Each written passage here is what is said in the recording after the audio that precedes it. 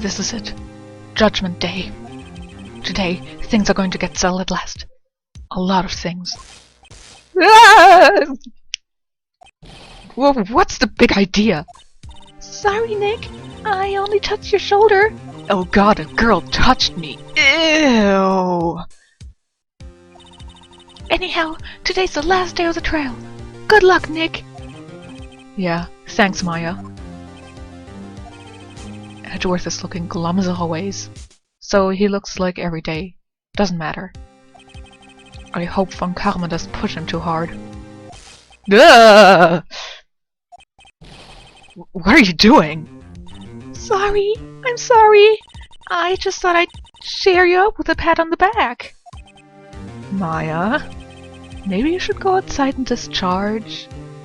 Or do what Detective Conn told me in one of their cases where you should touch a cement wall or something like that getting out of a car, so to avoid electrical shocks and such. Try to not electrocute anyone on your way out.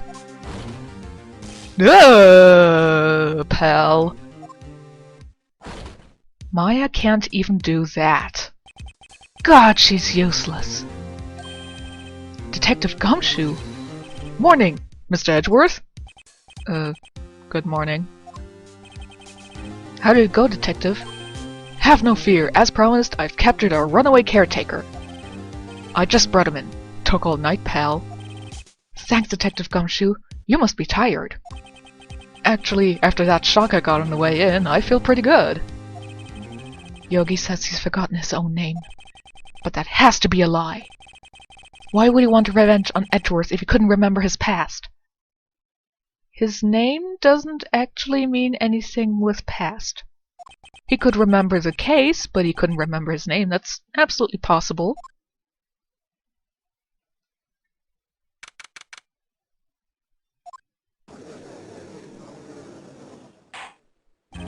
Court is now in session for the trial of Mr. Miles Edgeworth. The defense is ready, Your Honor. The prosecution is ready. Right, very well. We have reached the final day of our proceedings in this trial. I ask that the prosecution submit decisive evidence. Come on, don't be awed into silence by every little thing he says. I mean, it's not like he's Edgeworth. Edgeworth. Very well, Mr. Von Karma, your opening statement. Thanks to Detective Gumshoe's effort, the boat rental shop caretaker has been arrested. In yesterday's trial, the defense asserted that the caretaker was the murderer. However, the caretaker has yet to confirm this. I would like to ask the defense to cross-examine him as much as necessary. You're taking me into a trap again, aren't you?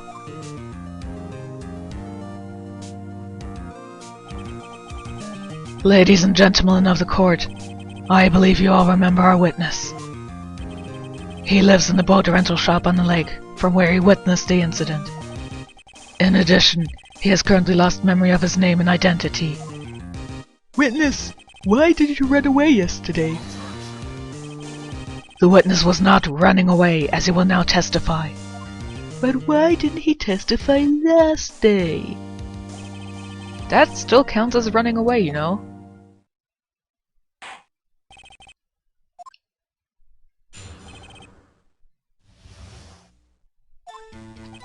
I'm really sorry about just leaving yesterday like I did, but I wasn't running away or nothing.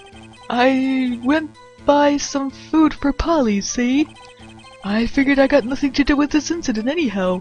I mean, I need one of those motive things, right? And I don't got one. So my testimony stands as it is. Very well. Let's begin the cross-examination, shall we? He has to know his name. Yanni Yogi, you're Yanni Yogi, I'm gonna prove it.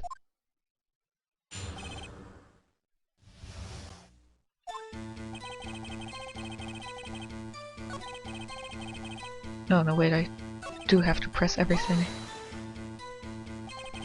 I'd call what you did running away and not just leaving. You heard Larry's testimony and realized you were in danger.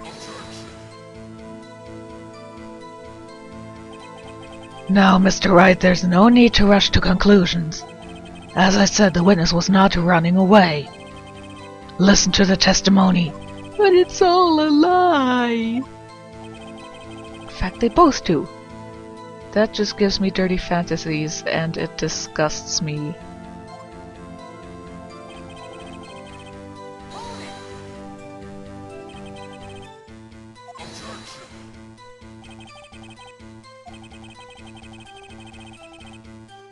Yes, it's impossible for Phoenix. If I sat quietly, Edgeworth would be guilty in 3 minutes.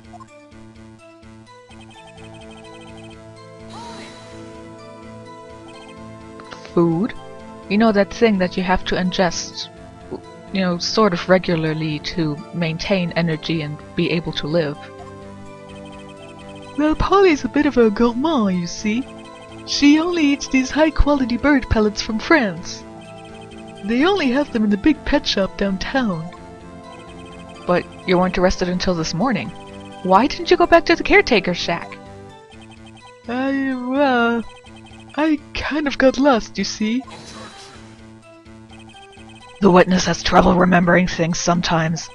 When the police apprehended him, he was on his way back to the shack. Yeah, right. Nice try, Von Karma. No one's gonna believe that. I instantly believe it. Shut up, Maya.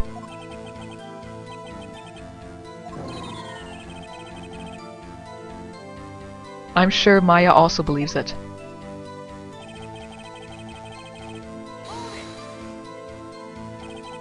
You've lost much of your memory, is that correct? Yep, seems like it. Then how could you know that you didn't have anything to do with this incident?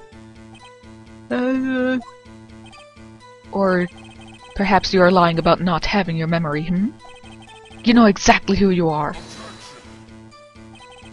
The witness has testified quite clearly that he has no memory of who he is. If you claim he's lying, show the court proof. How am I supposed to prove what's going on in that old codger's head? That's impossible!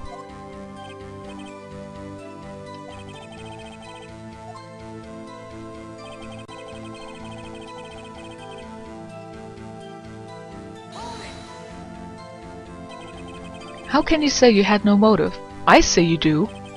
You had a grudge against Edgeworth and the victim, Robert Hammond. That's why you took revenge on them, right? Please don't make me repeat myself, Mr. Wright. This witness has no memory of anything beyond several years ago. He can't hold a grudge, it's impossible. I have to prove he's lying about his memory. Otherwise it's going to be the same thing over and over until the trial ends. If only I had gone to the police and told them that Von Karma had assaulted me in the records room yesterday. Seriously, he didn't tell anyone. Nobody seems to know about that. There's apparently no surveillance in the records room for unsolved cases. He didn't tell anyone. Maya didn't tell anyone. You goddamn well deserve to get your evidence taken from you. You've been saying the same thing now over and over. So have you been doing that. You've been calling the witness's memory of the past, or lack thereof, into question. Does this really have anything to do with the current case? Of course it doesn't. A witness whose identity is unknown, and if this somehow affects his reliability or truthfulness, doesn't matter at all. You know, just ignore him. Let him talk. Both of these statements are lies. Order! Order! Mr. Wright, there is a serious problem with your claim. Or are you saying you know who this witness is? Of course, Your Honor. Ho ho, now this is interesting. I would like to know myself. Who is he? Don't play dumb, Von Karma. Mr. Wright, please tell us the witness's name. That would be funny. But it's obviously that guy. His name is Yanni Yogi, a former court bailiff. Yogi? That name seems familiar. Oh! Yanni Yogi from the DL6 incident! I thought the judge would have heard of it. It was a famous case. But what does this mean?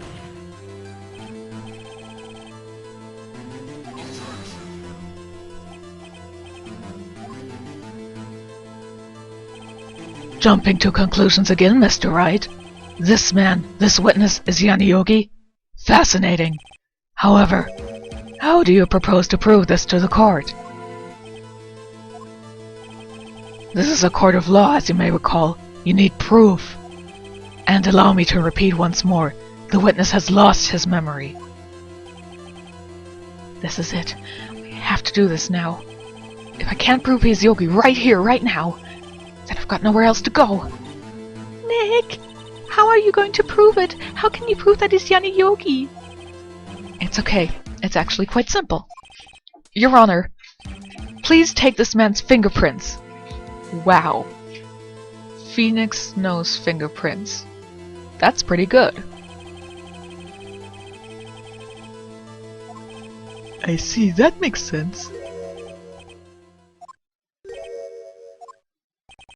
I'm so very, very sorry, Mr. Wright. Why? The witness has no fingerprints. Yeah, what? No fingerprints? You see, before I worked as a caretaker, I worked at a chemical plant. I burned my fingers working with this stuff, yup. Question. How come I cannot, count this as a contradiction? If he says, or if it's stated that he has no memory of things that are longer than a few days ago, how the hell does he know of a time when he worked in a chemical plant? He should be able to know that. You burned your fingerprints off to hide your past. Hey, he only stated it. That doesn't mean that he's actually, real. He could be lying. Well, if the witness has no fingerprints, I guess we will not be able to prove his identity. I mean, things like dental records, hair sample DNA. That stuff doesn't exist in 2016. I mean, sure, we have fingerprint DNA, but come on. We're still walking around with portable radios, and sundials, and telephone boxes. We don't have this fancy schmancy stuff. No. Well, what will you do, Mr. Wright? It seems that the case has been decided, no? No! I know what happened. I know everything. I just can't prove it. I can't let it end like this. I can't lose. There has to be another way. There is no one who can testify as to who this witness is. No one. Nick, what are we gonna do? I didn't even consider that he might have erased his fingerprints. What do I do? Well, Mr. Wright, perhaps you'd like to cross-examine the parrot for a little comic relief, huh? Yeah, very funny. You're a sore win. Wait a second. God, Phoenix, no. Cross-examine the parrot? No, Phoenix, don't do it. You're not going to... Your Honor, the defense would like to take Mr. Von Karma up on his proposal. Take Mr. Von Karma up? Yes, Your Honor. I would like to cross-examine the witness's pet parrot. Our protagonist, ladies and gentlemen, Phoenix Wright, the ace attorney, is now going to cross-examine a parrot.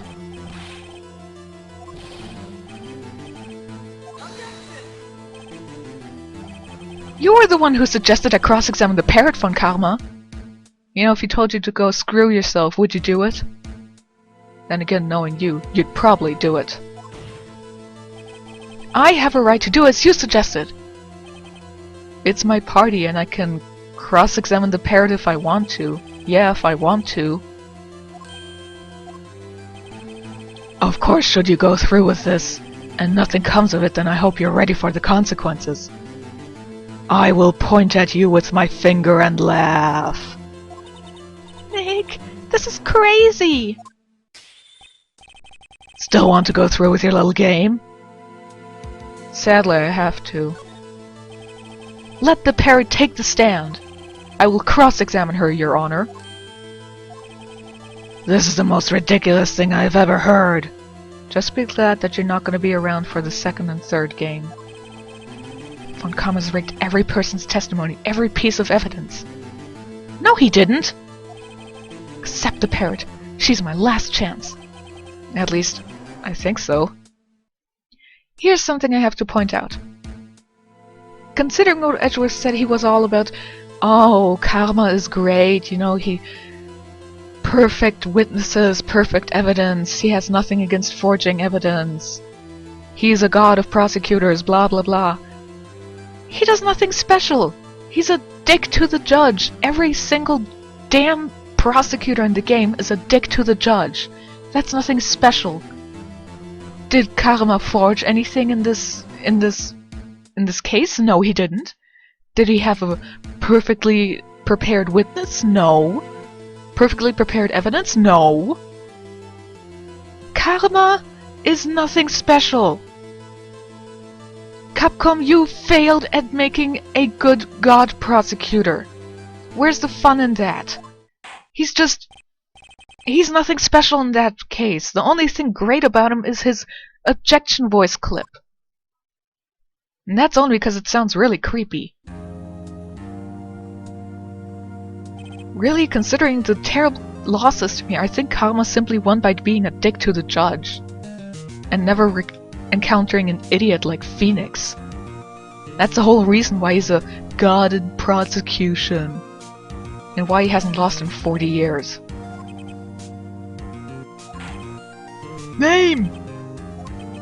The witness is ignoring me. I wish I could ignore you too. It must hurt to be ignored by a bird. Very well, witness. Who is your owner? Please, testify for us.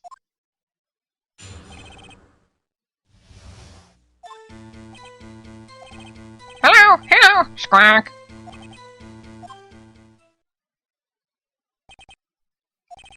Certainly the most concise testimony we've had so far. And the most truthful.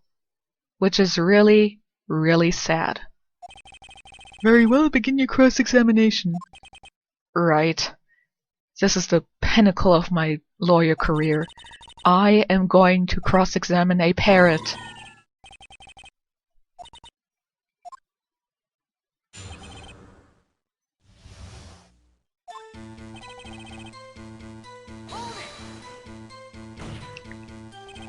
Witness, you can't just say hello and expect us to get anywhere. I want you to testify. Maya, you talk to her. Right. What do I say?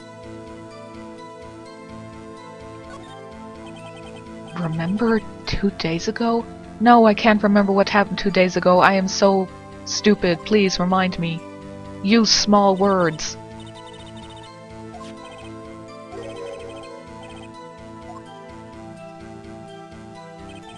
If I can get Polly to say that here, that will prove that the caretaker had something to do with DL6. I hope if I ever end up in law, then somebody will get one of my cats to appear as a witness. Their meow will definitely indicate that I have strangled somebody to death. I'm sure it will.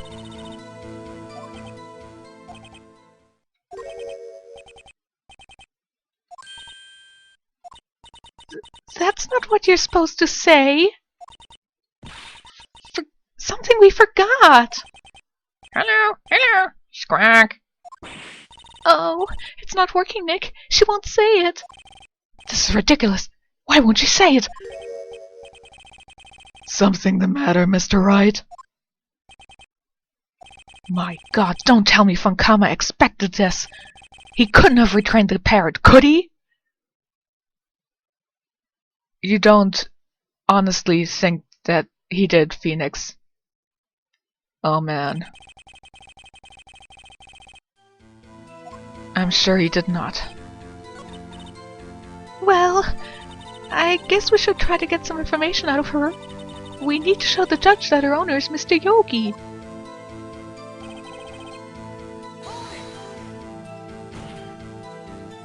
Yeah, that's just... we have to do that every time. Maybe I should get her to say her name. Polly, Polly, what's your name? Polly, Polly, squawk.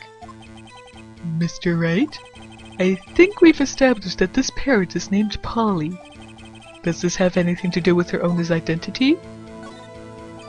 Yes, it does. Fascinating. You claim that the parrot's name will prove her owner's identity? Then show us this proof. Nick, don't you think you're taking the bluffing a little too far? We're not here to answer the question of who was the caretaker. I thought that's what we did. We're here to prove that he's Yanni Yogi. Wait, isn't that the same thing? All we have to do is tie the name Polly to Yogi.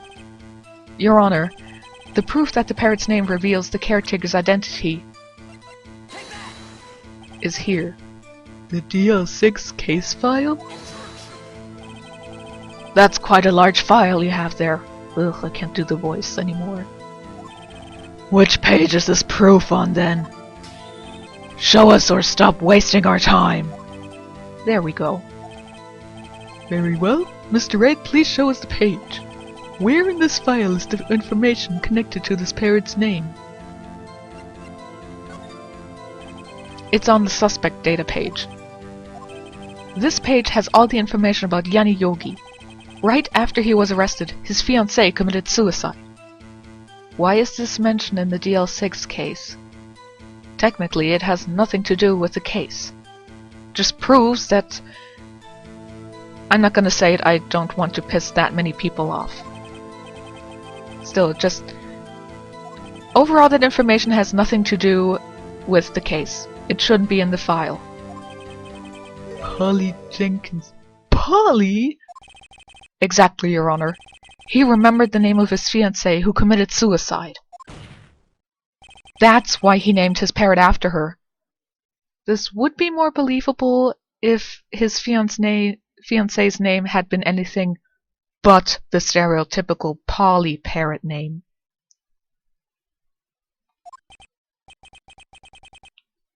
I guess that is possible. Bah, a mere coincidence, that's all. My granddaughter has a dog she calls Phoenix. Well, Mr. Phoenix Wright, does this make you my granddaughter's fiancé? She's only 7 years old. Like Phoenix would even touch a woman, no matter what her age. Also, Von Karma managed to create a kid who had a kid herself. That's quite a feat in a world where every man is gay. We would need some other corroborating evidence. Where am I going to find that? Nick, we're getting closer. One more. If we can just one more piece of evidence. Right. But what? Well, gee, I wonder what.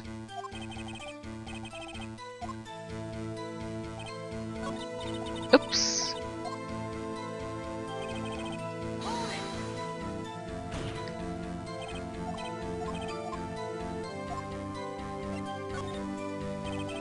Maybe I'll get her to say the number of that safe. Huh? The safe?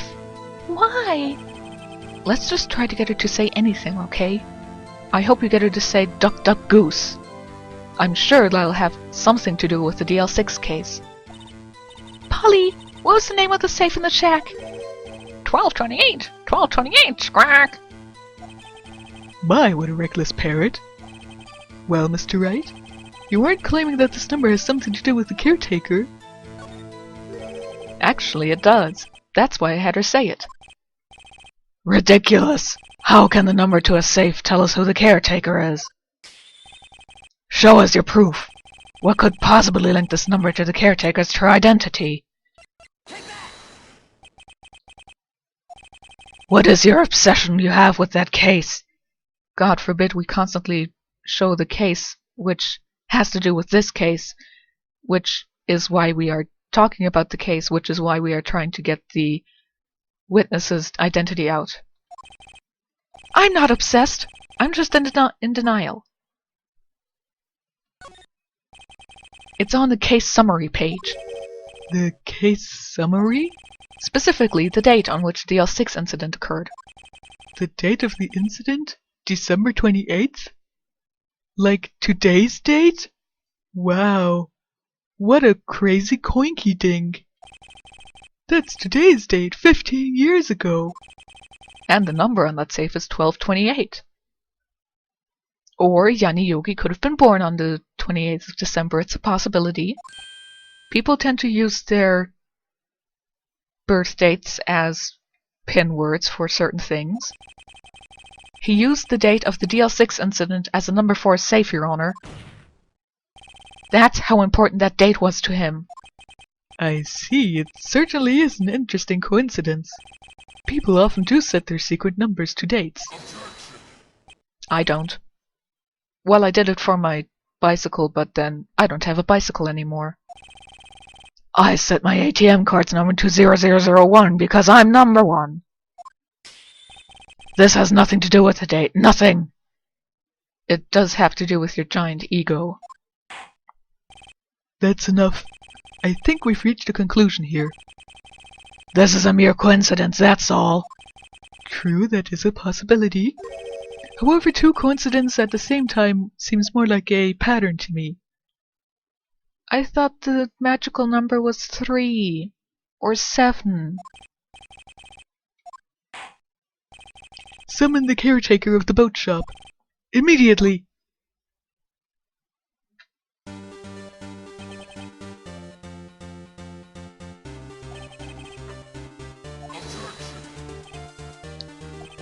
This witness, he doesn't remember. No, it's okay. Oh my god! He's standing straight! I've accomplished what I wanted to do. I'm done. Nick, he looks totally different. This is the real Yogi, I think. Finally. He's been acting feeble to hide his true identity. Acting for 15 years. Even when he was on his own, he never once became his true self again. That seems a little overdoing it. Well, let me ask you again. Please state your name for the court. My name is Yanni Yogi. 15 years ago, I served as a bailiff in this very court. Order! Order! Yanni Yogi! So, was it you who killed Robert Hammond? And tried to frame Miles Edgeworth for his death? Yes, it was me. I did it. They put me on the witness stand 15 years ago. Robert Hammond, he said I was mentally unsound. He told me it would make me innocent, get me off the hook. So I pretended to have brain damage. I was innocent, really, but he didn't believe me. We won the trial, but I lost everything. I lost my job, my fiancé, my social standing. Then this year, 15 years later, a package arrived. It was a letter and a pistol. The plan was written out in careful detail. It was a plan for me to take my revenge on the people who had ruined my life. As I said, God forbid he ever takes that revenge earlier or after the statute of limitations runs out. I didn't care who had sent it. I thought this was my chance. After 15 years, this was it. Finally, a chance to have my revenge on Robert Hammond and Miles Edgeworth. I have no regrets. Wait a moment. Revenge against Miles Edgeworth? What do you mean? I'm not at liberty to speak on that matter. Why don't you ask Mr. Edgeworth himself? Yeah, I mean, sure, I can frame the guy for murder and I can, try to ruin his life, but slandering him with words? Now that goes too far. You have to ask him yourself. I admit it. I was the one who killed Robert Hammond. Case closed. Can we go home now? Von Karma, where is Mr. Yogi? Under arrest, Your Honor. I saw no room for error in his confession. Then the defendant, Mr. Miles Edgeworth, is... innocent. In this case, at least. I'm gonna pretend that I didn't hear that. Or I probably didn't hear it at all, because I'm a moron. Will the defendant please take the stand?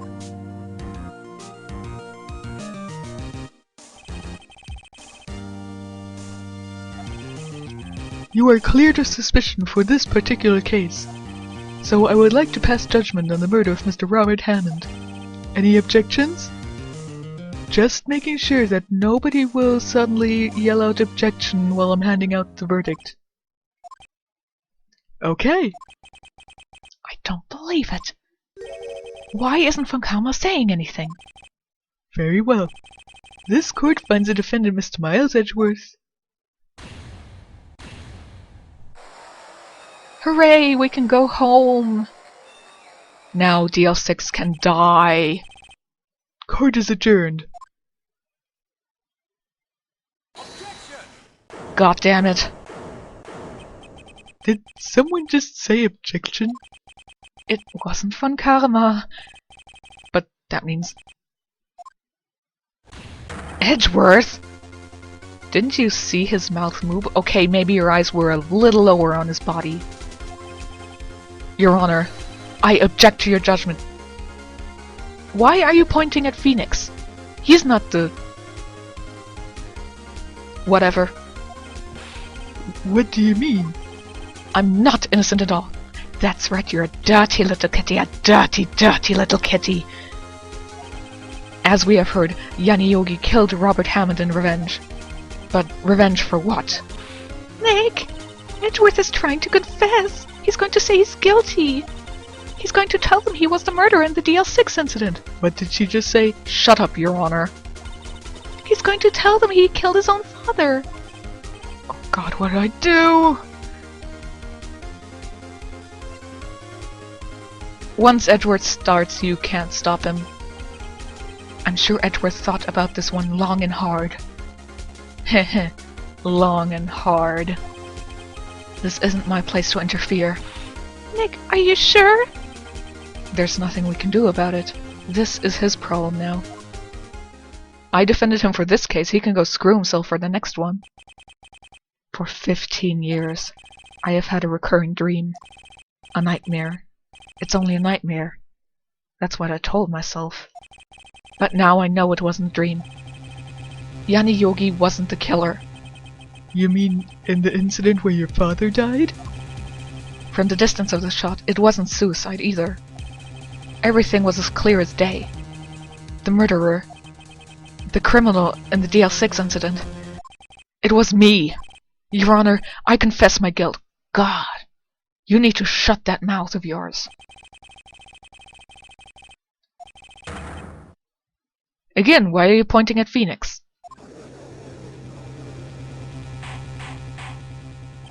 Order! Order!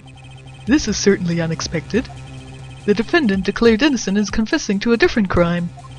A crime for which the statute of limitations runs out today. I'm not really sure how I should deal with this. It's obvious. We hold a trial, right here, right now. We tried this man for his crime of 15 years ago. He was a kid back then. No kid, even below the age of 10, should be thrown in jail for accidentally shooting somebody. I can't think of a single court that would actually do that. Even if this is a satirical take on one. During this time, I will consider the appropriate course of action to take. Court is adjourned.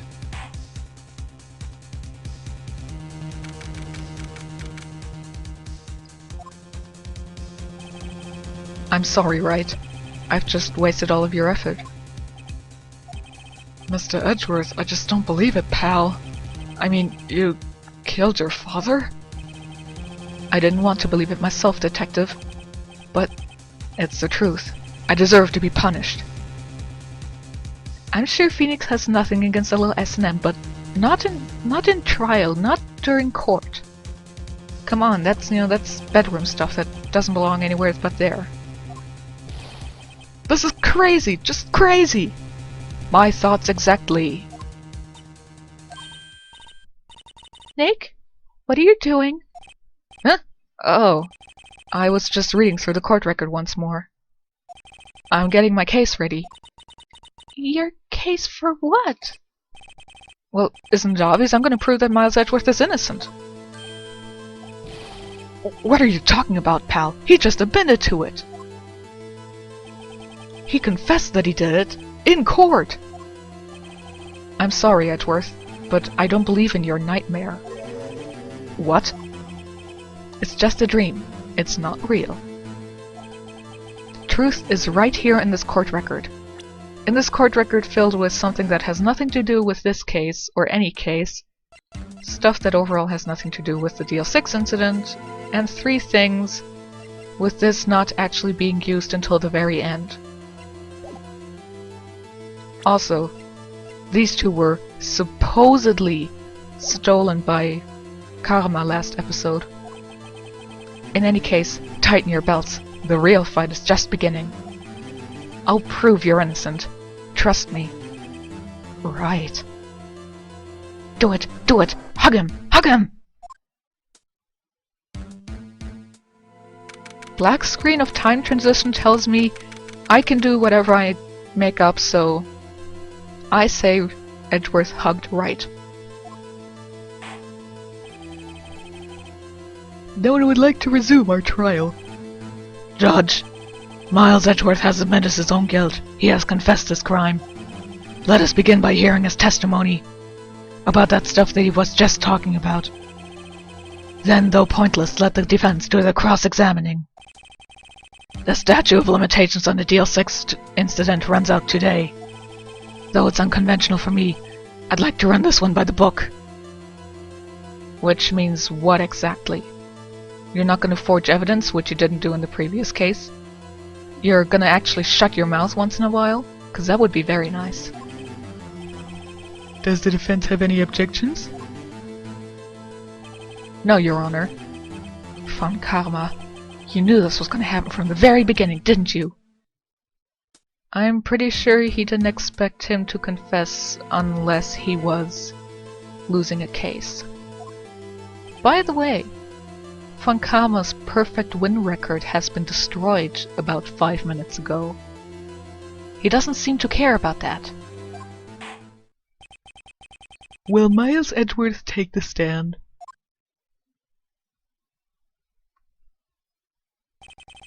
Will the witness state his name and profession? Go ahead, Edgeworth, be a total jerk. Miles Edgeworth, I'm a prosecuting attorney. Oh, come on, you had a chance of revenge on all the witnesses who were dicks to you. Jeez, you're boring. Mr. Edgeworth, 15 years ago, you mistakenly killed your father, Gregory Edgeworth. Is this correct? It is correct. Then testify about this matter to the court. When Edgeworth was telling me about his dream yesterday, I noticed something. I noticed that I was getting hard. As I said before, talking about murder is highly erotic. One detail didn't quite fit. That will be the key. But only if I can get it to work. Please, please. I believe in Santa Christ.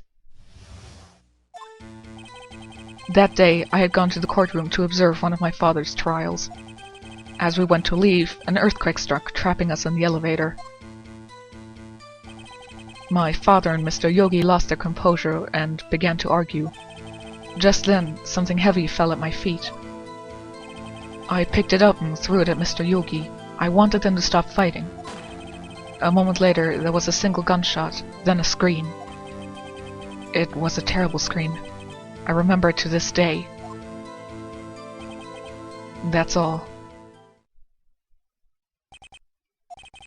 And until now you thought this memory was a dream? We were stuck in that elevator for 5 hours. The oxygen in the elevator ran out, and I lost my memory of the events. Bah! The same claim Mr. Yogi has made. And you believed him, but not Edgeworth, because you're a giant dick. Very well. Mr. Wright, your cross-examination, please. Yes, Your Honor. Oh man, I finally get to cross-examine Edgeworth on the stand. My dream has come true.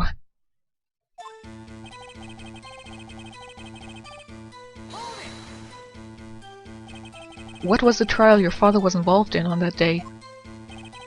I don't remember things very clearly. Only two things. I know my father lost, and Mr. von Karma was the prosecuting attorney. Mr. von Karma, you were handling that case? It was 15 years ago. I don't remember the details. Even though I am apparently very, very uptight about a perfect winning record. That was when Edgeworth pointed out the problem in von Karma's evidence.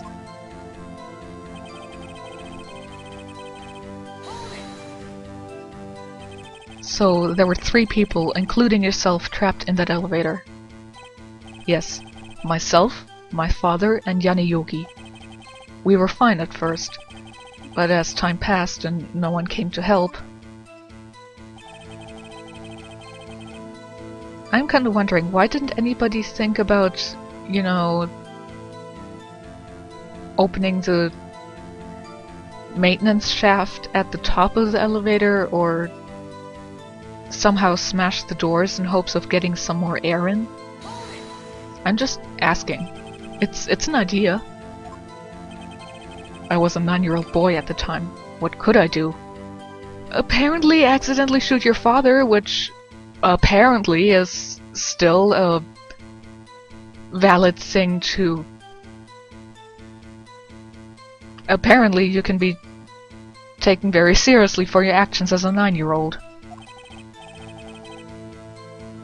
Oh, now you're just being cute.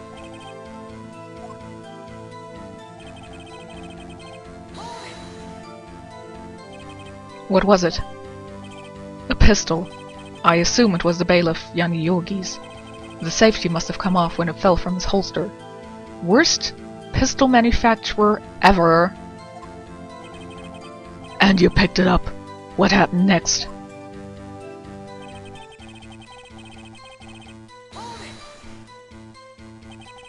Did you know it was a pistol when you threw it? I think I knew. I knew it was dangerous. But the air was getting thick. I panicked. So you're saying that you threw the pistol at Mr. Yogi? I was in a daze. And as stated before, Edgeworth has a thing for being in a daze and then picking up a gun. The gun fired once? Yes. I think after I threw it I lost consciousness. Since then, they've echoed in my head every day. That gunshot and that horrible scream. The scream.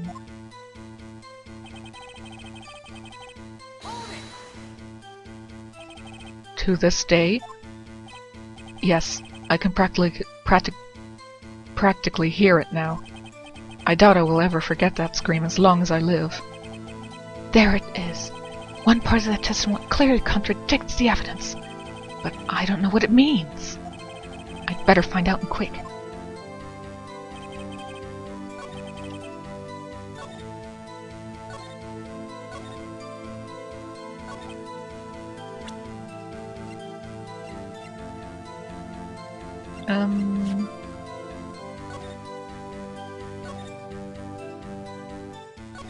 Yes. Are you sure you heard one gunshot? Yes, I'm sure of that. I heard the shot and the scream. Then everything faded. I was unconscious until the rescuers came. I see. But that doesn't make sense. Look at this file one more time. This plainly contradicts the witness's testimony. You do enjoy dragging out that file, don't you? Well, you enjoy dragging out this goddamn trial.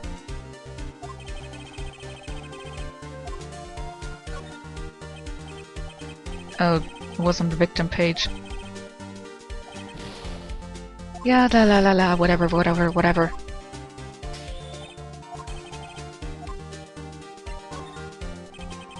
Look at the victim data in this file. It says it quite plainly. The murder weapon was fired twice. Miles Edgeworth only heard one gunshot. Yet the murder weapon was fired twice. The first shot was the accidental firing when the pistol was thrown. Who fired the remaining shot? Or it could be, as with every other possible murder weapon, that one bullet was already missing. It's a possibility. Was there perhaps another shooter who fired that second shot? Your Honor, as I'm sure you're aware, this incident occurred 15 years ago. The evidence is dated. The pistol did fire twice. However, we do not know when that second shot was fired. It might have been fired the day before the incident. There is no proof that the second shot had anything to do with this incident. What? I see. You do have a point, Mr. Wright. The murder weapon was fired twice, as we have heard. One of those shots was fired by the defendant, a boy at the time. Do you have any proof that the other shot had something to do with the case? I just have to take a short break and go a bit off topic, but it's still about the DL6 case. As I said before, the DL6 case makes no sense. Aside from how they contradicted each other, as I said in like this first or second video of this case, DL6 had the police call in Misty Faye to help them find a suspect. Yet everybody says that the only suspect, or the only person possible to have committed the murder and therefore be a suspect, was the bailiff. Aside from everybody ignoring that the 9-year-old boy by then could not have shot the father, which is overall a good but also a bad idea since children can shoot people, why the hell did they have to bring in a damn spirit medium to tell them, hey, you know that one guy who do you think is the only one who could have done it? Guess what? He's the murderer. You should totally put him on trial for that. It doesn't make sense. You know, if you have to create a background story case, at least make sure that parts of it make sense. Don't tell us, oh, we didn't have a suspect. Sure you did. It was that one guy who could only have done it. Oh, right. Why did we even call that guy? Like I said, it doesn't make sense. It's stupid. I mean, I would say DL6 is the worst case in the game, but we still have 2 more games to go through with the third one. Overall, I would count that as a different continuity, but it's still a bad case in there. But DL6 is not actually a case that we technically play through, so worst case for me is a different one. But still, as I said before, case 1 for this one is my favorite case in the game because, you know, I rather like it. Even if it has this really stupid stuff in it. But it still doesn't excuse it. DL6 is a shit case. Should never have been opened. Now we should go back to the plot, I guess. Now, Mr. Funkama. Save your surprise for after you've seen the evidence. Very well, Mr. Wright. Show us your proof. Do you have evidence that the second firing of the pistol is related to this incident? Look at this photograph. This is a photograph of the scene of the crime 15 years ago. I hope Edgeworth isn't seeing that, cause maybe it would traumatize him further. I can see that the victim lying there is Gregory Edgeworth. This proves the murder weapon was fired twice at the time of the incidents. This photo proves it. So, let me get this straight. This photo proves 2 shots were fired? Where? Your Honor, please get a clue.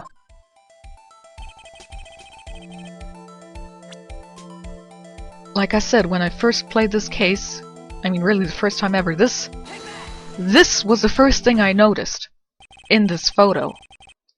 As should be obvious, the contradiction is here. I see a bullet hole in the door. Your Honor, Gregory Edgeworth was killed by a shot from the pistol. Yet there is also a bullet hole in the elevator door. maybe it bounced off the glass. It makes sense then more than, the game does at times. We also know that the murder weapon was fired twice.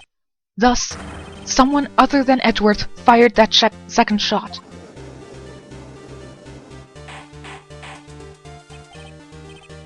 Order! Order! Mr. Wright, what are you driving at? It's simple, Your Honor. At the time of the incident, 2 shots were fired. One went into Gregory Edgeworth's heart. The other hit the elevator door. If you say it like that, it sounds like the first one that Edgeworth done was the one that hit his father. At least, watch your order, man. Remember that the defendant lost consciousness after the shot he fired rang out. In conclusion, we must agree that the second shot was fired by someone else. Mr. Wright, who could that someone else be? The murderer, of course. So it was Yanni Yogi? Or it was somebody else who was really, really angry at Edgeworth Sr. I knew I should have stepped in before your wild fantasies got out of hand. Mr. Wright, look once more at the DL6 incident case file. Didn't you steal that from me? Supposedly? Try the case summary page. The case summary, page 1. Look what is written there. Not a single clue was found on the scene. If the pistol had indeed been fired 2 times, then the other bullet would have been discovered on the scene. Not really. 'Cause that hole there looks like the bullet was shot through the door, so the bullet could very well have gotten outside of the elevator. And if somebody shot inside the elevator, I'm guessing the police would focus mostly on the elevator doors and the inside of the elevator, not the outside of it. I'm just saying. He does have a point. That second bullet has never been found. Why? Because the second bullet does not exist. The bullet that claimed Gregory Edgeworth's life was the one fired by his own son. That is the truth of this matter. The whole truth. It was undoubtedly something else that made that bullet hole in his door. I'm sure it's very common for some moron to go into the courtroom and shoot a bullet through an elevator door. We call it the shoot a bullet through the elevator door Thursday. It's quite fun. Order! I will have order! Mr. Wright has proven one thing to us quite clearly, that the murder weapon was fired twice at the time of the incident. However, as Mr. Von Kalma says, the second bullet fired was not found. It is highly unlikely that the police merely overlooked this bullet. As I said on previous occasions, considering how stupid the police is in this game, yes, they very well could have done that. So all we have is the single bullet fired. I'm afraid I have to discount the defense's claim. I praise the judge for his wisdom in this matter. Ah, how did this happen? I don't believe that the second bullet didn't exist. I am going to have to take a short break from this case because my voice is starting to falter. I will take a short break and see you in a few minutes. I'm back, and I gave my voice a little rest. While my voice still isn't perfectly okay, I think I can at least finish this case without too much trouble. Was I wrong? Have I been wrong about this whole incident? What are you doing, Nick? Why aren't you raising an objection? I'm sorry, Maya. What? It looks like I was wrong. Nick? If the second bullet wasn't there, then all my conjectures are for nothing. But you said you'd do it, Nick. You said you'd get Edgeworth declared innocent. I'm sorry. It's just, when I saw the photograph, I thought that 2 shots had been fired. I was so certain of it, I thought I had won. I thought there was another person, someone else who fired the killing shot. But now, I was wrong to think it could be that simple. This case has stood unsolved for 15 years. Nick, Well, it seems that we have finally cleared up this incident. Only one bullet was found at the scene of the crime. That shot was fired by Miles Edgeworth. I would like to ask one thing of Miles Edgeworth before passing my verdict. Have you been paying attention to the trial so far? No, he's been standing there, painting his fingernails and reading a gay magazine. Yes, Your Honor. Do you have any objections? That's your second question. No. No, I do not. So you killed your father, though that was not your intention? Yes, I did. Oh no! He's confessing. For like the third time, Maya. Very well. The statute of limitations on the murder of Gregory Edgeworth runs out today. Therefore, I must pronounce a verdict on the defendant today, right here. Right now! Indeed. Does anyone have any objections? I've been here before. It's just like my first day in court. There are so many things I know I should be saying. But my mind's gone blank. I can't find the words. Mr. Wright? Every lead I thought I had has been squashed. This is really the end. Edgeworth, I'm sorry. I closed my eyes. What was it that I had been doing all this time? Wasn't my whole life leading up to today? Yes, your whole life revolved around Edgeworth. And I am not surprised saying that.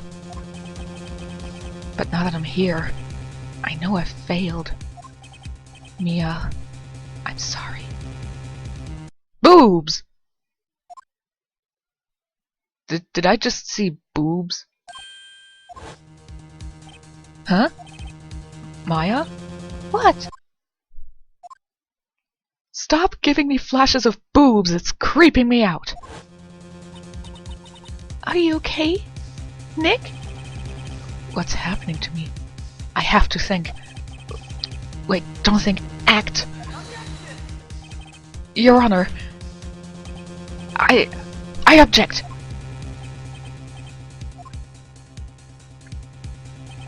Mr. Wright, on what grounds do you object, Nick? I don't know. His case is perfect. No, it isn't. Oh no. Ah!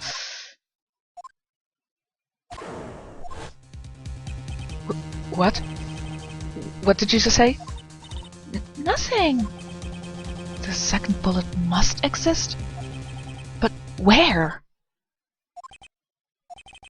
It seems waiting is not going to produce us any answers from Mr. Wright. Wait, Your Honor. Hmm? The second bullet. It exists. What? But we've just heard proof that it did not exist. No, you proved that it could not be proven to exist. Sounds weird, but overall that's kind of what you did. I realize that, Your Honor. I'm really grasping here. It's just someone took it from the scene of the crime. That's what happened. But who? The murderer. The murderer? Then tell us just who is this murderer? I wonder who it could be. Perhaps it was someone who had a grudge against Edgeworth Sr.? I'm still thinking about that one.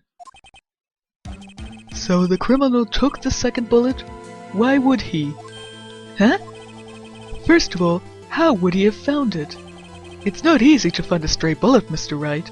After all, if our amazing police force couldn't just overlook a bullet, it would be very hard for the murderer to do that. Was there some pressing need for the murderer to search for that bullet? Why would the murderer have spent the time to look for that stray bullet? I haven't got a clue. What's wrong, Mr. Wright? Bah! The murderer had no reason to take that bullet. You don't want to admit it, but it's true. Shut up, Mia! What does that mean? Yes, thinking crazy, I guess, is the best thing to do in an Ace Attorney game. Even if simple logic is generally the reason why every case is so freaking simple. Don't think why the bullet was taken. Think why the bullet had to be taken. Isn't that sort of the same thing? Mr. Wright? Yes, Your Honor. I have no idea what I'm doing. Well, the murderer had no intention of taking the bullet from the scene, but the murderer had to take the bullet. Had to, Mr. Wright? What do you mean? Well, for instance... For instance what? Maybe the bullet hit the murderer? The bullet hit the murderer? Just saying, for instance. I mean, if it hit you, you'd have to take it with you, wouldn't you? It's not like you could perform surgery right there. You know?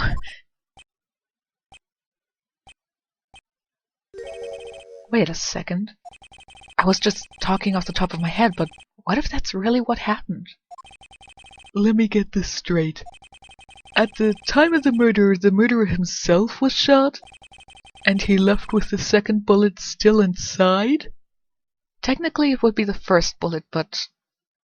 Sure. Thus leaving only one bullet at the scenes of the crime? Yes. I guess that's how it would work, yes.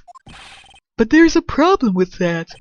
The only two people rescued from that elevator, Maya Edgeworth and Yanni Yogi, were both unharmed. So that would mean... The murderer came from outside, yes.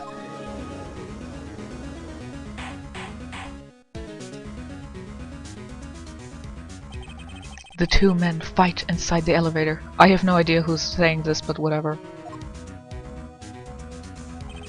Trying to stop them, the boy picks up the pistol at his feet and throws it. The pistol discharges, and the bullet goes through the elevator door and hits the murderer outside.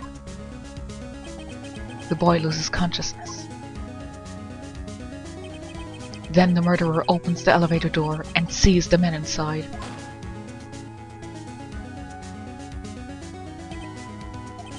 Mr. Wright, you are truly the most unpredictable a defense attorney I've ever known. I can tell you're grasping, yet I cannot deny the possibility of what you say. What are you saying? Deny it! Deny it! No one involved with the incident was wounded. There was no murderer. Well, you mean there was no murderer from the outside? Otherwise, we would not have a murder on our hand, considering it is so obvious that, you know, it was not a suicide. He's right. I can't think of anyone. Hey, Nick. Huh? I just thought of something really crazy. Crazy? Remember what Mr. Grossberg said yesterday? Gregory Edgeworth dealt a blow to his perfect trial record. Wow. It must have been quite a shock for Von Karma. He took a vacation for several months after that, you see. Yes, an unusual event for the man. That was the first and the last vacation he's taken in his many years of prosecuting. What if Von Karma didn't take that vacation because of shock, but took it because he was injured? Which would mean... It could only mean one thing. He was the murderer in the DL6 incident. Maya has finished the case. Phoenix gets no claim on this. It was all Maya. And I feel terrible for saying that. It was Von Karma! Oh man. Something wrong, Mr. Wright? You seem... dazed. Oh god, I hope nobody has a pistol nearby that he can pick up like Edgeworth. No, Your Honor. Well, you have indicated the possibility that the murderer came from outside. Can you give us the name of your suspect? Uh-oh. Should I come out and say it now? What do you mean, better time? What would be a better time than now? Your Honor, there is a suspect. One lone suspect. Well, this is certainly interesting news. Very well, Mr. Wright. Who is your suspect? Hands are shaking. What? Von Karma! Von Karma?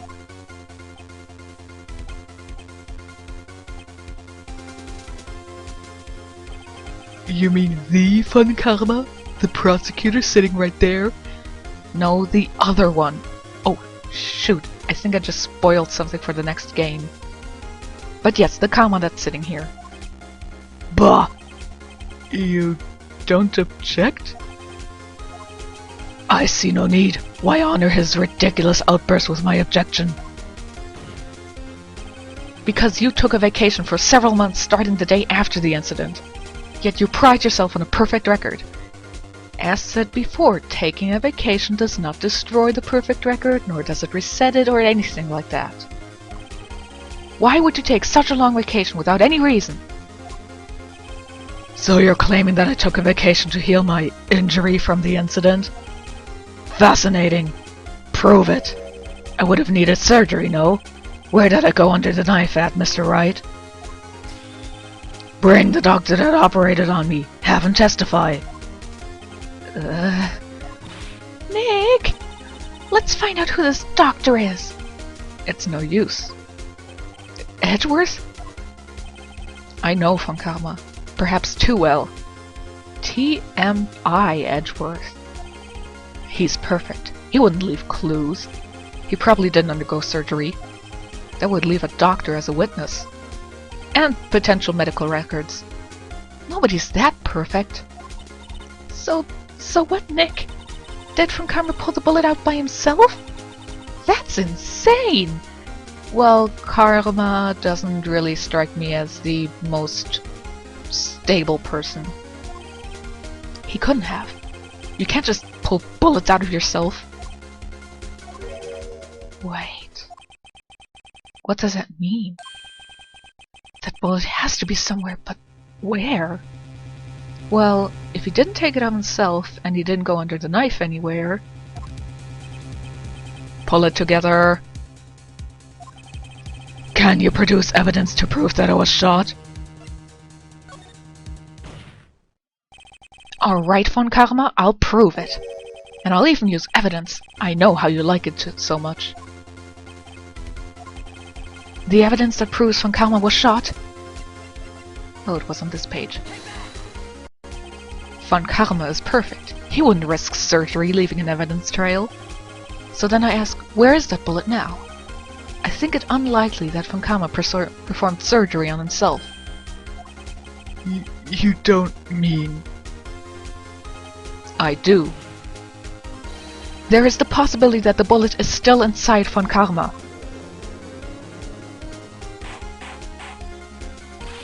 Is that even possible? For all these years? It definitely is possible, yes, to have a bullet or a foreign object in your body for a long time. But there would always be a permanent risk of, you know, the body suddenly rejecting it, with risk of infection or lack of mobility. It is possible, but there's always a lot of risk in it, yes. And yes, I also have some interest in the medical field, so I know my way around a few things. We could use this metal detector. Well, Von Karma, I'm going to run this over you and see what we find. You run that detector over him. Ew. Well, I wonder where the bullet could be. I refuse. You refuse? But refusing this means... You acknowledge that the bullet is still inside of you. No, he doesn't. Order! Order! Order! Your Honor, the defense requests that we be allowed to use the metal detector. Judge, I call for a suspension of this trial. This is an invasion of privacy. Karma has absolute right with that, yes. Then again, this is the Ace Attorney universe. Nobody has any sense of privacy. The statute of limitations runs out on this case today. It was you who said we had to end it right here, right now. Enough! I permit the use of the metal detector.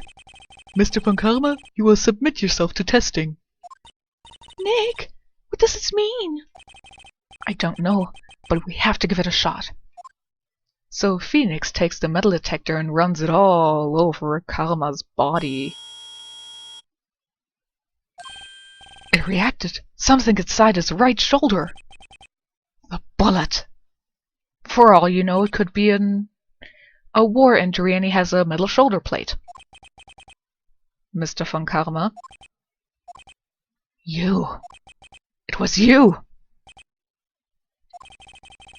I was afraid this would happen, and so I remained silent. Indeed, there is a bullet in my shoulder. However, it has nothing to do with this incident. I mean, I get shot by pretty much every defense attorney ever. I have several bullets. What? I was shot in the shoulder long before the DL6 incident. I claim that the bullet in my shoulder has no relation to DL6. Can you prove that?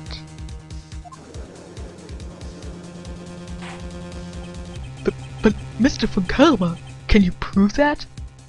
Wow, the judge actually thought along my side. Prove? I have no obligation to prove anything. It is you who must prove something here, Mr. Wright. Not I. Mr. Wright? Well, can you prove it? Can you prove that the bullet in Von Karma's shoulder was from DL6? Of course he can't. You don't have any of the DL6 evidence. That's because you took it out of the records room yesterday. You know, when you assaulted me. The thing that I didn't tell anybody had happened. Boy, am I a moron. With no proof, you cannot convict me of any crime. So sorry, Mr. Wright. No, I'm the one who's sorry, Mr. Von Karma. What? You were close. 1 day away from freedom. You see, I have proof. What? Who would have thought you would have dug your own grave trying to convict Edgeworth? I can link that bullet in your shoulder to the DL6 incident. And here's my final proof. That's a bullet? Where did you get that? This is the bullet used in the DL6 incident. This was taken from the heart of the victim, Mr. Gregory Edgeworth. The bullet is preserved quite nicely with all the ballistic markings intact. Ballistic markings. Oh man, that word is such a turn-on for me, Phoenix. You may recall the term. It came up in the first trial 2 days ago. Ballistic markings are the fingerprints of a weapon. All bullets fired from a gun are marked with that weapon's unique pattern. By examining the markings, you can tell which weapon fired the bullet. It's quite accurate. We have 2 bullets in our possession. One, the bullet removed from Gregory Edgeworth's heart, and the other, Mr. Von Karma, is the bullet buried in your shoulder. Technically, you don't have that one. We could analyze both bullets. Then, if the markings matched, we would know that both bullets have been fired from the same gun. The very same pistol, in other words, the murder weapon that killed Gregory Edgeworth. Mr. Von Karma, you will let us remove the bullet from your shoulder. Then we'll compare the ballistic markings to those on this bullet. And solve this case once and for all. Well, Mr. Von Karma?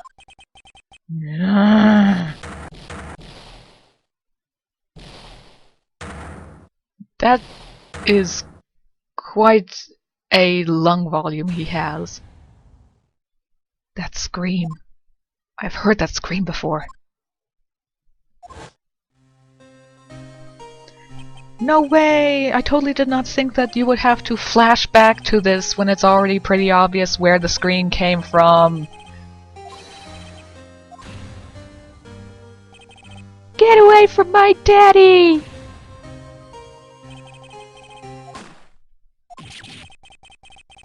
Seriously, why do we have to flash back to this? It's kinda obvious. It's that scream I heard in the elevator 15 years ago. Von Karma, it was you who screamed!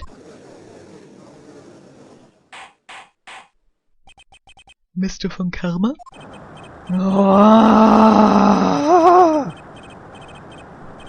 I think he's going Super Saiyan. I mean, Saiyan. So, it was you. You and your father are my curse! Your father shamed me with a penalty on my record! And you left a scar on my shoulder that would never fade! I'll bury you with my bare hands! Quit banging the wall. It's quite annoying. Mr. Chief Prosecutor, I am sorry. Von Karma, it's not like you to make this kind of error. I never would have thought that Edgeworth would be the one to catch you. I was careless. I'm sorry, but you will have to be penalized. I've covered for you in the past, but not this time. Yeah, so here's a slap on the wrist for, making false evidence. Bad boy. Curse that Edgeworth! If I meet him again, I'm gonna shoot him. And I'm gonna raise his son to be my prodigy. I will ruin his life. That will be my revenge.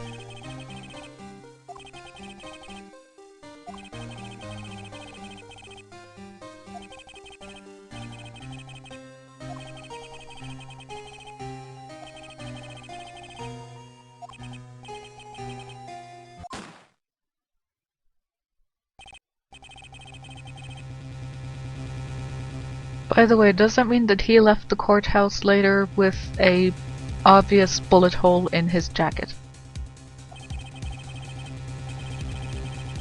I'm just asking. And why is it that people always fall unconscious or so just seconds before they get rescued?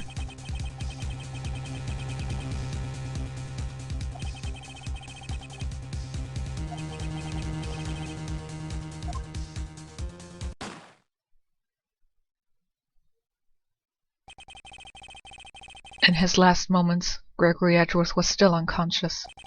He died never knowing who had shot him. So his ghost wasn't lying!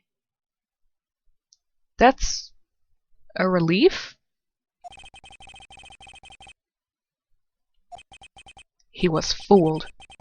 Oh, that's still Karma. Screw him. Thankfully, I'd never have to voice him again after this case. Who would have thought another man would have come to open that elevator door? Judge! What? What are you doing? Do your job! Bring an end to this miserable charade! Now, end it! Very well.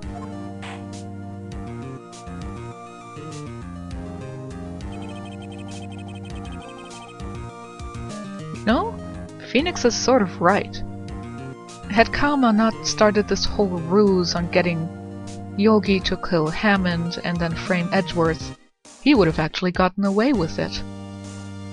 This is a problem, guys. You should just let things be, and after the limitations can go, then you can have your revenge and all. After all, Karma's a bitch! It's a joke. It appears that we have come a very long way to the end of this maze. 15 years later. Mr. Miles Edgeworth? Yes, Your Honor. You were innocent. You are innocent. As you said, it was all a nightmare. Yes, Your Honor. This court finds the defendant, Mr. Miles Edgeworth,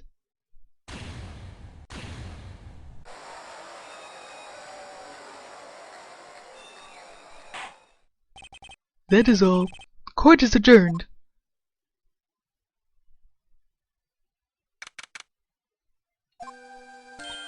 Nick, we did it! Did you see his face? Von Karma looked even paler than usual. He's pretending to be all cool, but inside you crushed him, Nick. Crushed him! I gotta say, I'm impressed. It was pretty close, though. I was sure we'd had it. I know, I was on the verge of tears the whole time myself. But now it's all just a good memory. So, it's finally over, Edgeworth. Right. Yeah? I'm not sure how to say this. Are you gonna propose? You know, you don't have to do it in public. Just ask me into the janitor's closet and we can do it there. I mean, proposing. We could do that too, but proposing can be done there too. I know. Try. Thank you. I see. Thank you, right? You're welcome. I think you could have done better than that. Sorry, I'm not good at this sort of thing. I agree, Edgeworth. I hate it when I have to act social about something. You got a lot to learn, Edgeworth. Whoop! Amazing, pal. You pulled through just like I thought you would. I'll never forget this. I owe you one, pal. And tonight, let's party. Dinner's on me. Yeah, my salary went down a bit this month. But who cares? See, Mr. Edgeworth? You should take a lesson from Detective Gumshoe. That's how you say thank you. I see. Whoop! I feel foolish. Don't worry. Take it a little at a time. You'll get used to it. It's been 15 years since I've seen Edgeworth this unguarded. Hey, y'all. God, why are you here? Lotta! Y'all were great in there. Thank you. Yo, Edgeworth, congrats! Thank y'all very much. I knew you were innocent from the start, of course. I will pull your hair for the memory of that damn first day. Just look at you. Y'all wouldn't stick your hand in the cookie jar even if no one was there. You were the witness on the first day of the trial, weren't you? Yeah, well, let bygones be bygones, eh? Speaking of which, what are you doing now, Lotta? Who, me? I went back to college. I gave up trying to be an investigative photographer pretty quickly. That's too bad. Huh? Ain't that the hot dog guy from the park? Huh? It's over, Nick. My life is over. I suddenly have a déjà vu. Why the sad face, Larry? What happened now? Oh, Nick, I'm not long for this world. Can I just point out I hate his voice. I hate doing his voice. But I do want a pathetic voice for him. You don't look sick. It's Kianci. She's going to live in Paris. Paris, Nick. Isn't that where his previous beard went to? She's leaving me behind. Larry, when will you learn to stop giving yourself beards and just accept your homosexuality? Yes, here I am. Congrats, Edgy. Here, a little gift from me in celebration. Celebration? That's unusual for you. Harry, Buzz, you come along too. My treat, pal. Huh? Thanks. Looking forward to it. Yo, no, Nick. That's the suit that's questioning me. When he says treat, that's not police talk for prison food, right? Right? I think you'll be fine, Larry. Right? Yeah? What's up? That envelope that Larry gave me, it's got money in it. Yes, well, monetary gifts are quite normal in Japan. especially during weddings. That's not that strange. People give money away to celebrate sometimes. It's $38, right? Huh, what a weird amount. And it's not a little, but it's not a lot either.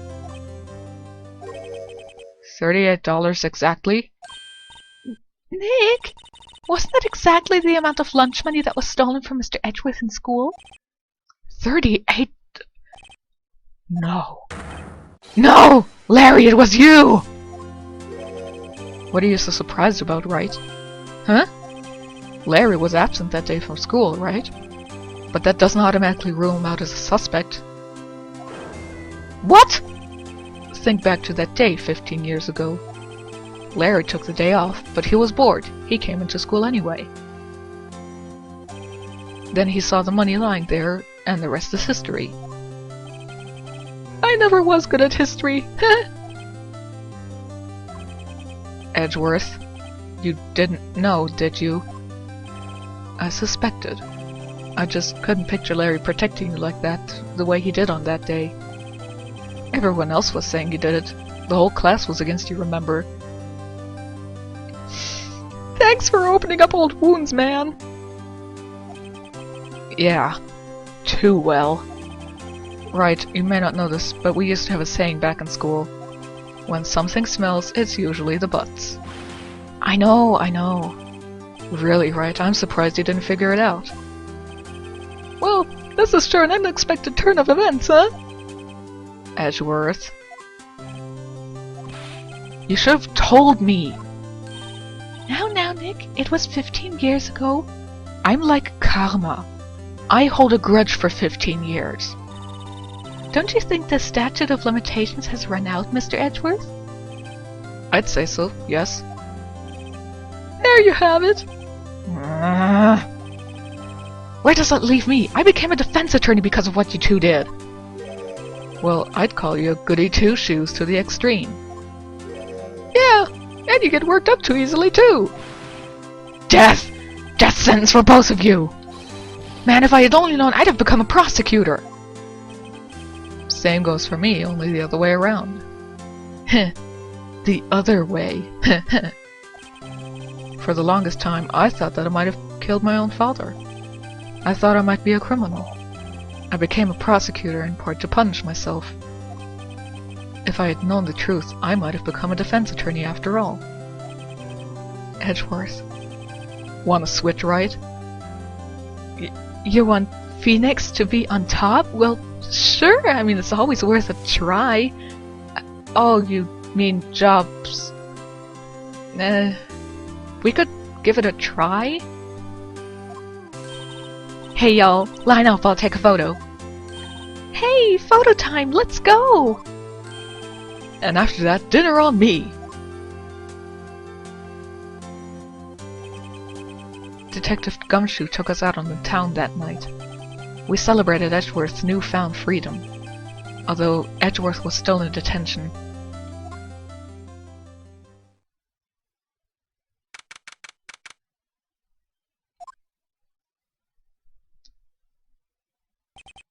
Well, I went a little overboard yesterday.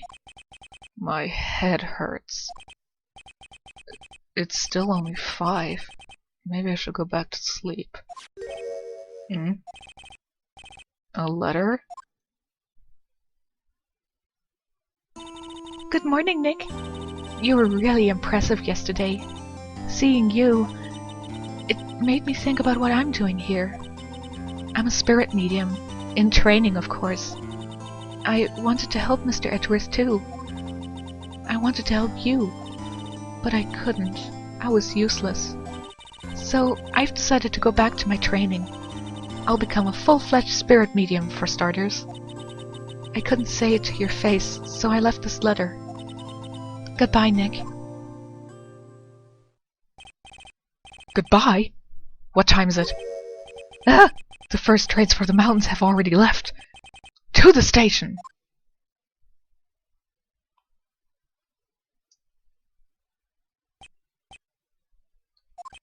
I guess I'm too late. Hey! Nick! Maya!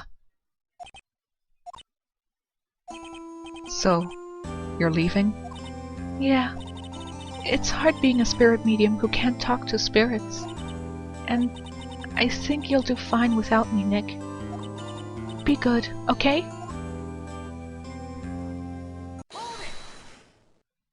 Don't yell in my ear like that, it's really rude. What? I never could have saved Edgeworth without your help. I mean, you're the one who figured out that Karma still had the bullet in his shoulder. Huh? On the last day of the trial, I heard her. I heard Mia's voice. So that means he's a better spirit medium than she is? You heard my sister? Yes, only her voice, but still. I also had flashes of boobs, but I already repressed them. It was at the very end when I thought we had lost everything. Well, that's my sister for you. Only shows up to really claim everything when really she should have been there much earlier. That's so typically my sister. Detective Gumshoe helped, and Mr. Grossberg, and even Larry. I'm the only one who couldn't help. I was useless, Nick. But you were the one who stopped Von Karma, Maya. Huh? I didn't do anything. All I did was wander around in a daze. Sorry, but I have evidence that you helped. Evidence?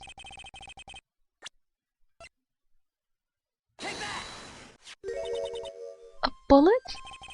Von Karma was convinced he had taken all of the evidence pertaining to DL6. But you were the one who rescued the last piece of evidence we needed. This was the bullet that put an end to Von Karma. And you were the one who gave it to me. Yeah, she didn't notice that she was holding a bullet package in her hand and didn't recognize it. Nick. Thanks, Maya. I couldn't have done it without you. I'll be back soon. Huh? I'm going to complete my training and come back. Okay. I'll be waiting. Of course you will. You can't run that office by yourself. You're hopeless. I don't know about that. So, bye. Bye.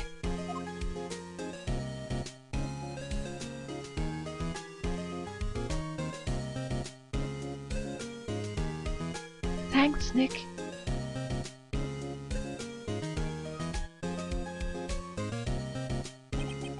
And so my story ends. Time to turn a new page. And say goodbye to the novice defense attorney that I once was. Now a new story begins. Because after only 4 cases, you are definitely not a rookie anymore. With the same old crazy cast of characters. Don't think you've graduated yet, amateur. Mr. Wright, perhaps you'd like to rethink that claim? Yes, Your Honor. I got a bad feeling about this.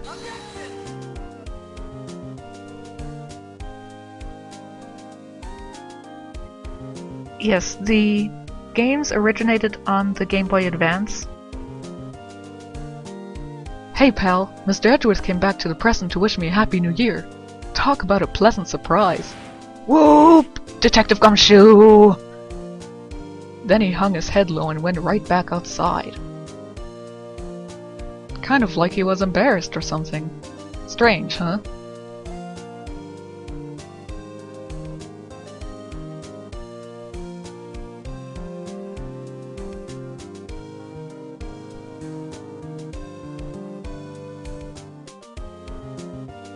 Yeah, I'm not gonna voice him.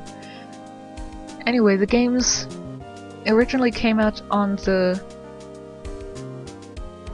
Game Boy Advance, but were eventually ported to the DS, and this is originally the last case of the first Ace Attorney game. There is a case done only for the DS port. However, I am not going to play that one just yet. For various reasons. One, it has a ton of references to some of the other cases from the second and third game, some which you might not get. And also, I think that case 1.5 just screws over the continuity of the games originally. If I play that one now and then proceed with Justice for All, the text will contradict what happened if I had played 1.5, and also I think 1.5 really ruins the character development of Edgeworth. However, I am going to do that case after I finish Justice for All and Trial of Tribulations, the third game.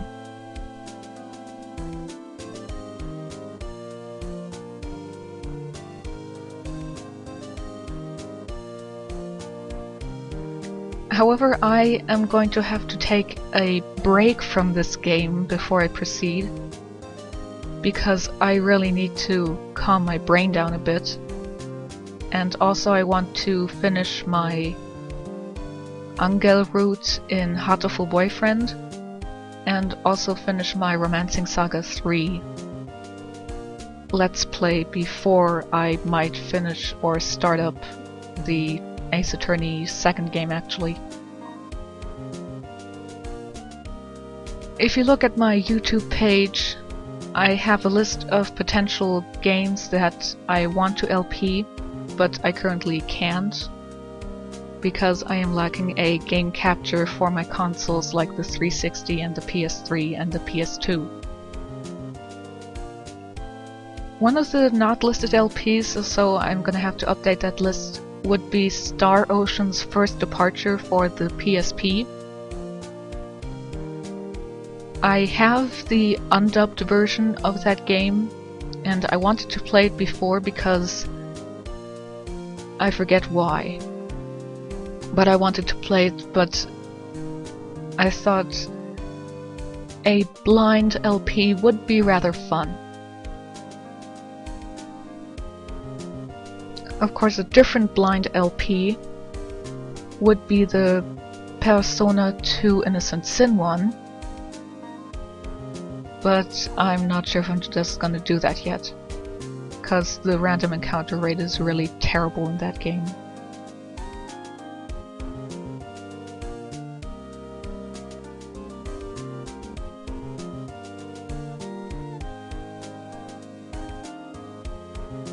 Allow me to point out the weird things in this game, in this picture. Maya is holding a victory banner over Phoenix's obvious boner, and Edgeworth has a camel toe. It really looks like he has a camel toe.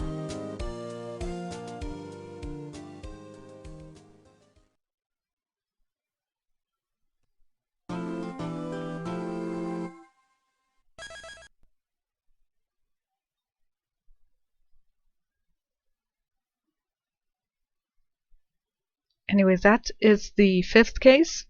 The DS exclusive one, Rise from the Ashes. It's funny because, you know, Phoenix is a bird that rises from its ashes.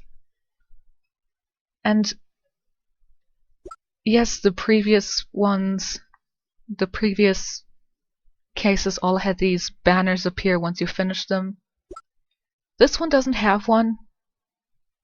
Even if you finish it, it's going to remain with this usually standard picture of having the courtroom in sepia tone.